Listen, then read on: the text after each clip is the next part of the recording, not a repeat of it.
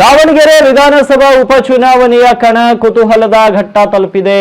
ಕಾಂಗ್ರೆಸ್ ಪಕ್ಷದಿಂದ ಅಧಿಕೃತ ಅಭ್ಯರ್ಥಿಯ ಘೋಷಣೆ ಇನ್ನೂ ಬಾಕಿ ಇರುವಾಗಲೇ ಸಚಿವ ಎಸ್ ಮಲ್ಲಿಕಾರ್ಜುನ್ ಪುತ್ರ ಸಮರ್ಥ ಶಾಮನೂರು ಇಂದು ಸಾಂಕೇತಿಕವಾಗಿ ನಾಮಪತ್ರ ಸಲ್ಲಿಸುವ ಮೂಲಕ ಅಚ್ಚರಿಯನ್ನ ಮೂಡಿಸಿದ್ದಾರೆ. ವಿಶೇಷ ಅಂದ್ರೆ ಸಮರ್ಥ ಶಾಮನೂರು ಇಂದು 2 ಸೆಟ್ ನಾಮಪತ್ರಗಳನ್ನು ಸಲ್ಲಿಸಿದ್ದಾರೆ. ಒಂದು ನಾಮಪತ್ರ ಕಾಂಗ್ರೆಸ್ ಅಭ್ಯರ್ಥಿಯಾಗಿ ಸಲ್ಲಿಸಿದ್ರೆ ಮತ್ತೊಂದು ಪಕ್ಷೇತರ ಅಭ್ಯರ್ಥಿಯಾಗಿ ಸಲ್ಲಿಸಿದ್ದಾರೆ. ಕಾಂಗ್ರೆಸ್ ಹೈಕಮಾಂಡ್ ನಿಂದ ಇನ್ನೂ ಅಧಿಕೃತವಾಗಿ ಬಿ ಫಾರಂ ಸಿಗದ ಕಾರಣ ಟಿಕೆಟ್ ಘೋಷಣೆಯಲ್ಲಿ ವಿಳಂಬವಾಗ್ತಿರುವ ಹಿನ್ನೆಲೆ ಮುನ್ನೆಚ್ಚರಿಕೆ ಕ್ರಮವಾಗಿ ಈ ನಿರ್ಧಾರವನ್ನು ಕೈಗೊಳ್ಳಲಾಗಿದೆ. ಇಂದು ಜಿಲ್ಲಾಧಿಕಾರಿಗಳ ಕಚೇರಿಗೆ ತೆರಳಿದ ಸಮರ್ಥ ಶಾಮನೂರ್ಗೆ ತಾಯಿ ಹಾಗೂ ದಾವಣಗೆರೆ ಸಂಸದೆ ಡಾಕ್ಟರ್ ಪ್ರಭಾ ಮಲ್ಲಿಕಾರ್ಜುನ್ ಪ್ರಮುಖ ಮುಖಂಡರು ನೂರಾರು ಬೆಂಬಲಿಗರು ಸಾಥ್ ನೀಡಿದ್ರು.